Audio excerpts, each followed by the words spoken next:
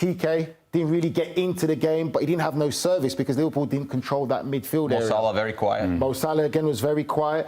It wasn't a great performance by Liverpool. Take nothing away from Manchester City. They deserve to win today. They were by far the better side. All season, Grella, it's been the Erling Haaland show for Manchester City. He did get his goal and he played well, but the man of the match for Manchester City was Jeremy Doku. He was superb. Yeah, Jeremy Doku for sure was the man of the match. This is his heat map here, but he was unplayable. And I think the big conversation coming into this season for Man City and Pep was, you have to let these players express themselves a little bit more. You have to give them a little bit more freedom to play. And he is just playing with a ton of freedom. He's enjoying himself tonight. Successful dribbles, 7 of 8 successful dribbles is incredible because of what he brings also on these dribbles. They're threatening dribbles. They're not dribbles going sideways and backwards. These are dribbles where he's actually hurting Liverpool, and he made the difference tonight. The first goal obviously comes from Haaland as well. That unlocks Liverpool a little bit and makes them kind of come out of their shape a little bit more and go for the game, and then this guy just kills you. No, just quickly, I covered Doku a lot in his first season at Manchester City, and he did have promise. You saw what they were thinking, but he didn't always have it in terms of end product, and Grella picked it out there, that the successful dribbles. Now he's taken his game from maybe an 8 out of 10 to a 10 out of 10 in terms of that end product. Maturity and discipline. That's what we're seeing from Jeremy Doku right now. It's a maturity in his performance and a more disciplined Jeremy Doku, knowing where to pick up the balls, where to be dangerous and where to impact the game. Yes, all the headline has been about Erling Haaland, as many selfish goal scorers would be. It's always about the goal scorer. It's always about the goal scorer. No. Jeremy Doku, for me, has been the player for Manchester City this season. He's been consistent with his performances, and he has been the main man for them in every single one of their games so far this City. And the way he's playing now, like Grella said, he's taking his game to another level. The difference I see now is there's a lot more maturity in his performance. There's a saying when we were younger, run around like a headless chicken, not knowing how to affect the game. He now is playing at a high level of that 1% of footballers where can I get the ball? Where am I going to be most effective when I can get the ball to impact the game? And he impacted the game, especially in that first half, all down that left-hand side. Every time he got that ball, Liverpool had to double up on him. He was making something happen, and then he takes his goal in the second half brilliantly well. Great solo effort. It's a level of maturity where it's, I'm going to make sure everyone remembers my name by being impactful in what I have to do. The second goal comes from him being out wide, right? And Liverpool having to shift over, having to constantly double him, having to constantly slide their back line over, and then it becomes an easy shot for Nico Gonzalez at the top of the box. Yeah. The third goal, by the way, you say, okay, why is Konate not tighter? Well, because if you get any tighter, he can spin you, he can lose you in a second. So with quick players, especially talented players like Doku, you have to give space. So you give that little bit of space, you're damned if you do, you're damned if you don't. He didn't get close enough, boom, and then he showed a little bit of quality with the shot. We just moved to the full 22 here, 11v11, and a couple things I wanted to point out that I saw in the game. Number one, and I think this is a major talking point for me, the big change that Pep's made from last season to this season. Once they got the goal from Haaland, by the way, Konate was tight, but just not tight enough. That's the level of Haaland, his positioning and his physical strength, getting that first goal. But once he got the goal, once Man City got the goal, their average line was something like this, right? Ignore the arrow. But their average line was something like this. In years past, it was here. They were here at the midfield line. And there was moments in the game where they got caught this high as well. But the recoveries were fantastic from all these players here. From all these players here, fantastic recoveries. Foden was caught in these positions of the field, constantly making plays. And it's just, for me, an obvious fundamental of the game. When you're winning the game, you sit in just for periods of the game, and then you can hit on the counter. It made Doku more effective on the counter. And then another thing that I like to note is these players are never on the same line. This is a big Pep Guardiola thing.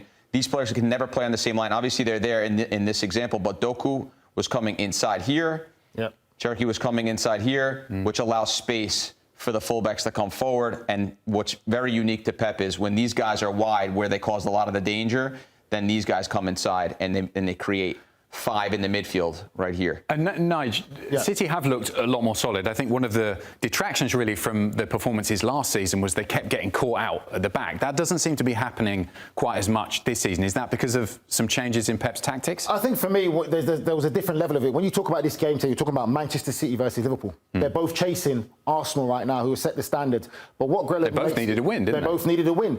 And for me, I just felt that City were a lot more aggressive, more in tune into the game, winning the first and second balls, and a lot more direct in their playing, clinical. And again, Doku was the star man. Grella makes a great point. What they know is they're coming up against a Florian Wirtz. Florian Wirtz right now has been struggling at the moment with Liverpool, more so in the Premier League than playing in Champions League football.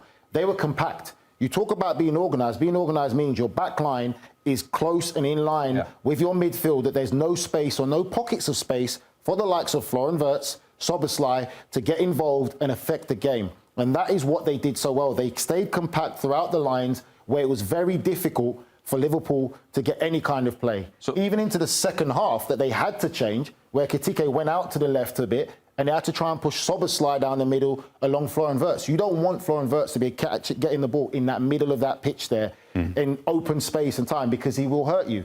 And again, it just goes to the lack of flow and connection in that Liverpool performance today from the whole final third and the front three. Grella, from Arne Slot's perspective on the touchline with the team that he picked today, where were the mistakes made tactically? What did he get wrong? I just think there was not too many mistakes that he made tactically to start the football match. Once Haaland gets the first goal, then they come out of their shape a little bit more and get a little bit unorganized. They also have to shift, like we said earlier, they have to shift more to Doku, because Doku was torching Bradley. Bradley, who had a fantastic game, by the way, against Mbappe, against Vinny Jr., against Real Madrid, couldn't handle Doku today. That's how good Doku was today. It was an all-time performance from him. But I thought what was interesting in the second half, when Arne Slot was forced to say, hey, we need to make a change. We need to come back into this game because we need to get these 3 points and we need a better performance. He took Ekitike here and he moved him out here.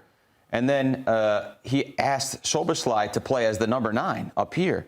And then Wirtz also came inside in here. So we obviously we can't move these as magnets at the moment. But if you could kind of see what happened was these two guys right here and were asked to play as center forwards. And then Ekitike was taken out of what I think is his best position in the center forward position. And it actually made things easier for Man City. And there was one point in the game there, the early second half stages, I thought, okay, this could get a little bit out of hand, because Man City, for me, had the best balance of, hey, no problem. You guys want to have the football? We'll sit in. And like Nigel said, the lines were tight. They were organized. They made great recovery runs. And then they hit back on the counter with some, obviously, the talent that they have in the team with Foden, with Doku, with Haaland is always a threat.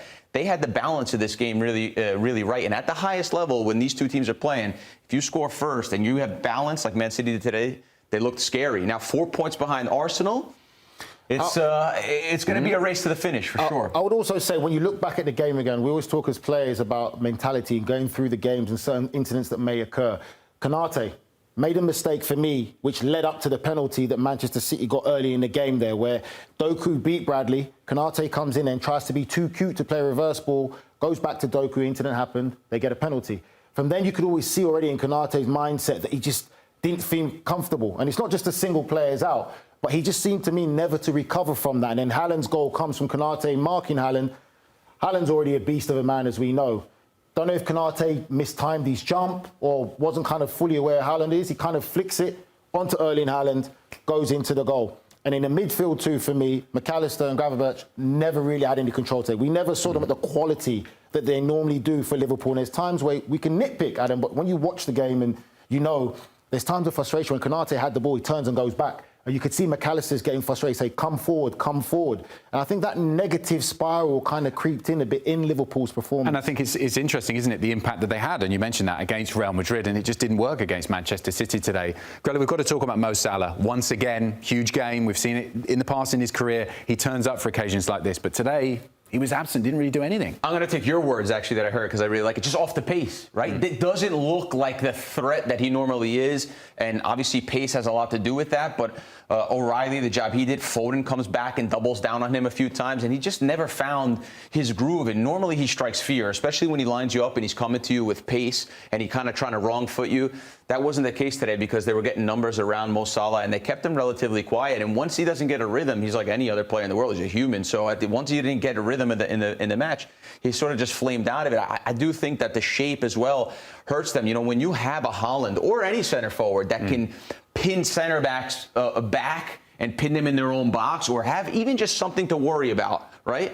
Then that makes the wingers more effective. When they went with Szoboszlai and Wirtz in the midfield, the center backs had nothing to do, so they were able to slide easier and come out easier and be more aggressive onto Salah and onto Ekitike that were wide, because there was no fear from the central position. So I just thought that was a strange adjustment from Liverpool. It did feel weird. It felt weird that Liverpool didn't have a focal point. And then sometimes we can maybe be overcritical. And my only little defence to Ekitike is he didn't get the service.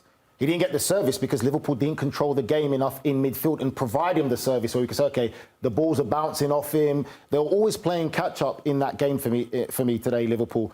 Weren't getting the passes, weren't connecting it. It's hard to really criticise Arne Slot, I would say, for his team selection because that is probably his best team and strongest side.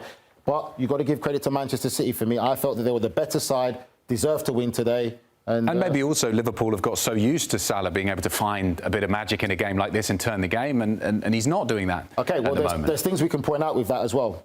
Doku, for me, was doing what Luis Diaz used to do for Liverpool last year. You talk about the element of getting the ball as a player and being able to carry the ball and carry your team higher up.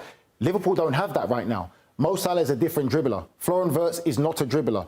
Luis Diaz is a big miss from Liverpool from last year, what he did for them, to now this year where they don't have that. And what he's still doing for Bayern, he's playing superbly. Yeah. Again, in the conversations, Trent Alexander-Arnold. People criticise him defensively for how he's defensively a liability for Liverpool. But what he could do was turn on them and play a ball exactly on the dime where it needed to be. His pass and range of passing is being missed now from this Liverpool side. And if they have that quality and that aspect of him, it'd be some phenomenal. We've got loads of comments coming in on YouTube. Keep them coming in for the guys. We can go to the first one. The quad is on, says Greg Arazi there. Manchester City could potentially win the quadruple. Whoa, I mean, I think slow your roll. I was going to say at the start of the season this would have seemed an absolutely ridiculous suggestion, but it does look like in the last week or so they were brilliant against Borussia Dortmund. They are trending in the right direction. And I'll tell you why this is a possibility. Yeah, okay, we do have to pump the brakes. It's one game. They still have 4 points away from an Arsenal side that's very good. Champions League is never easy. We understand that.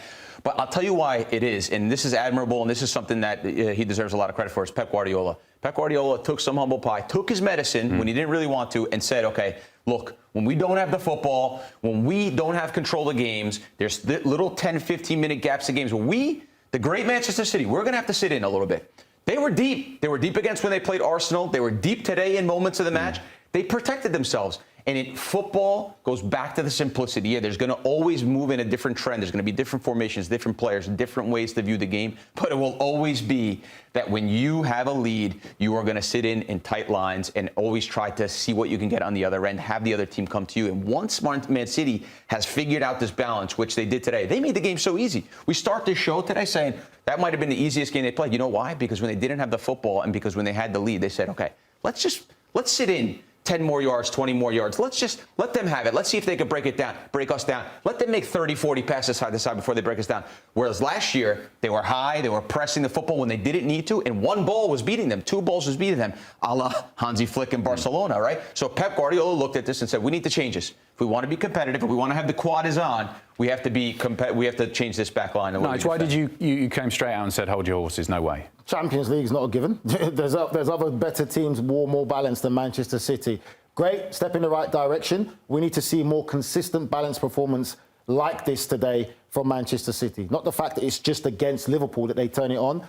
There's going to be a lot more twists and turns in this Premier League title race. There's more teams that can beat anyone on their given day. You look at where Chelsea are right now, their young side, and how inconsistent it can be. You look at Tottenham, Manchester United. There's so many teams that can affect this Premier League title race, but I just don't think that the quad is definitely on. Well, our viewers on YouTube, we've done a poll. They think the Premier League title's already in the bag. 63% thinking that Manchester City are going to win it. A little bit of recency bias here. What a difference a week makes. 31%, Chelsea 3%, other 3%. I'd love to know who else they might have suggested there. Listen, Arsenal are still the lead in the title race for me in the Premier League title. Arsenal is still the number one team to beat. Okay, but we have seen it in the past. Manchester City, under Pep Guardiola, have done this, where they've started slowly. They get themselves into that situation as we get towards Christmas, the new year, and then the juggernaut gets going, doesn't it? And they win the league by a street. We have seen it before, Grella. So Pep has said it himself, right? Yes, Arsenal look invincible right now. They look like the team to beat. There's a long way to go. That's just the reality of it. So I still think that Pep's given Arsenal the respect that they deserve, and they should be still considered as the favourites. There is a long way to go. But Manchester City have to still keep up that pressure as well. One small fact.